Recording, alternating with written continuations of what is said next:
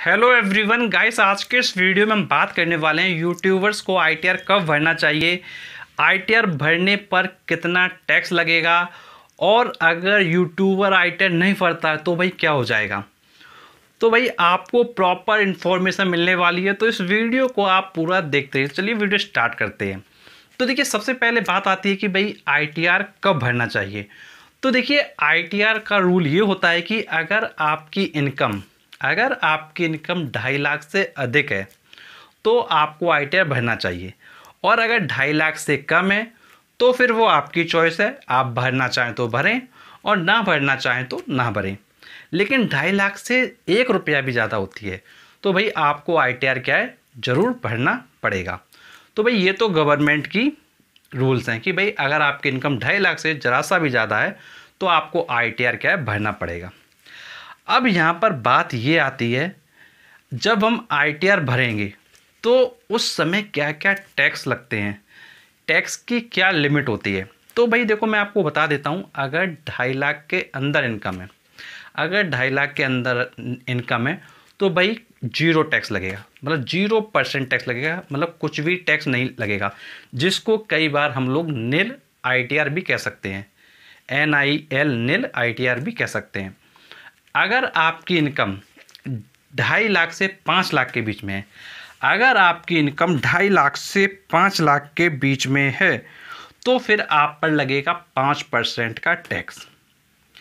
तो भाई आपकी इनकम अगर 2.5 लाख से 5 लाख के बीच में तो भाई आप पर लगेगा 5% का टैक्स। और अगर आपकी इनकम 5 लाख से ज़्यादा है और 10 लाख के बीच में है तो आप पे लगेगा 20% का टैक्स।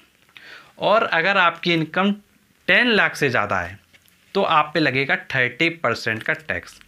अब देखिए, होता क्या है, जो ये टैक्स स्लैब है ये क्या है, फाइनेंशियल ईयर आने के बाद चेंज हो सकता है। ऐसा कोई कंपलसरी रूल नहीं कि भाई हमेशा टैक्स स्लैब यही रहेगा। जो टैक्स के रेट हैं वो कम ज़्यादा होते रहते हैं, जैसे मैंने आपको बताया 5%, 20%, 30%। तो भाई ये जो टैक्स के रेट्स होते हैं वो क्या है, टाइम टू टाइम चेंज होते रहते हैं। और एक चीज़ आपको ये ध्यान रखना है, जो भी आप आईटीआर भरते हैं वो आप क्या है, अपनी इनकम के ऊपर भरते हैं।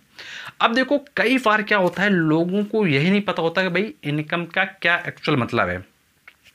देखो, इनकम का मतलब ये नहीं होता है कि भाई आपने कितना कमाया, सिर्फ इनकम का मतलब ये नहीं है। देखो, जो आप इनकम दिखाते हो आईटीआर में, इनकम का मतलब ये होता है कि आपने कितना पैसा कमाया और कमाने के बाद आपने कितना खर्चा किया। फॉर एग्जांपल, आपका जो एक फाइनेंशियल ईयर है उसमें मान लीजिए आपने क्या 5 लाख रुपए कमाया, लेकिन आपने खर्चा कर दिया 3 लाख रुपए, तो आपकी इनकम हुई 5 लाख माइनस 3 लाख, मतलब 2 लाख केवल आपकी इनकम हुई। तो कहने का मतलब है, इनकम वो चीज़ होती है जितना आपने कमाया हुआ है। तो देखो, कमाने के बाद जो आपके एक्सपेंसेस होते हैं उनको क्या हटा दिया जाता है, वो आपके क्या है, इनकम के अंतर्गत आते हैं। तो ध्यान रखिएगा कि भाई एक्सपेंसेस को क्या है, रिमूव कर दिया जाता है। अब जो आपके पास पैसा आता है वो आप अपने आईटीआर में दिखाते हैं कि भाई मैंने इस साल इतना रुपया खर्चा किया था, उसके बाद मेरे पास इतना आया, तो भाई मेरा एक्चुअल जो प्रॉफिट है, जो मेरा एक्चुअल अर्निंग है, वो जो मेरी एक्चुअल इनकम है वो ये है। तो भाई आपको अपनी एक्चुअल इनकम क्या दिखानी पड़ती है। तो भाई ये तो आपकी बात हो गई कि भाई आईटीआर कब भरना चाहिए, इनकम का क्या एक्चुअल मतलब है। उसके बाद आपसे बात कर ली टैक्स स्लैब की। अब देखो, यहाँ पर ये बात आती है कि भाई जो टैक्स स्लैब बताया गया है, अब उसमें अगर आप टैक्स के दायरे में आ रहे हो, अब देखो बात ये आती है कि अगर आप टैक्स के दायरे में आ रहे हो, आप पे 5% टैक्स लग रहा है या आप पे 30% लग रहा है, जो भी आप टैक्स दायरे में आ रहे हैं, तो क्या टैक्स से बचा जा सकता है? तो बिल्कुल आप टैक्स से बच सकते हो। देखो, एक्चुअली होता क्या है कि नॉर्मली जो आपको बताया जाता है वो टैक्स स्लैब के अकॉर्डिंग बताया जाता है, लेकिन टैक्स स्लैब के अलावा कुछ और भी चीज़ें हैं जिनके बारे में शायद आपको इन्फॉर्मेशन नहीं होती है। तो देखिए, इनकम को शो करने के अलग अलग तरीके होते हैं। जैसे बिजनेस इनकम को आप क्या दिखा सकते हैं। अब देखो, बिजनेस इनकम में क्या है, अलग अलग तरीके होते हैं। जैसे प्रेजेंटिव इनकम भी आप दिखा सकते हैं। तो बिजनेस इनकम को दिखाने के अलग अलग तरीके होते हैं।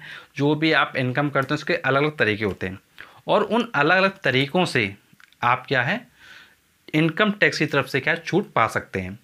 अब देखिए ध्यान देने वाली बात यह है, अगर आपकी कमाई कम है तो नॉर्मल वे से आपको चलना है भाई। नॉर्मली आप क्या है अपना आईटीआर वगैरह फाइल करें, कोई आपको दिक्कत नहीं होने वाली है। और अगर आपकी इनकम ज़्यादा है और अगर आप ज़्यादा टैक्स लग रहा है इस स्लैब के अकॉर्डिंग, तो भाई आप अदर ऑप्शन पे जा सकते हैं। आप अपने इनकम को पॉजिटिव इनकम की तरफ ले जा सकते हैं, आप बिजनेस इनकम की तरफ ले जा सकते हैं, जहाँ पे आपको क्या है 50% प्रॉफिट के शो करना पड़ता है। तो मतलब इसके अलग अलग तरीके हैं। तो उसका जो डिटेल्ड वीडियो है वो आपको प्लेलिस्ट में मिल जाएगा। प्लेलिस्ट का नाम है पैसा बोलता है, तो ध्यान से सुन लीजिए, प्लेलिस्ट का नाम है पैसा बोलता है। तो मैं आपको उस प्लेलिस्ट में बताऊंगा कि भाई 6% प्रॉफिट किसको शो करना पड़ता है, 8% का प्रॉफिट किसको शो करना पड़ता है, किसको 50% का प्रॉफिट शो करना पड़ता है। देखो मतलब कहने का ये है कि भाई 6% प्रॉफिट का मतलब है 6% टैक्स केवल आपको देना पड़ेगा, 8% प्रॉफिट का मतलब कि आपको 8% टैक्स देना पड़ेगा, 50% का मतलब 50% के लिए आपको टैक्स देना पड़ेगा। तो भाई देखो इनकम पर क्या है अलग अलग टाइप से टैक्सेस हैं। तो भाई आपको कब 6% देना है, कब आपको 8% देना है, कब आपकी इनकम प्रोजेक्टिव इनकम में आपको शो करना है, तो उसके अलग अलग तरीके से कॉन्सेप्ट हैं। 44 AD है, उसका जो एक्ट है वो काफ़ी बड़ा है, तो उसको समझने के लिए एक डिटेल्ड वीडियो की क्या आवश्यकता है।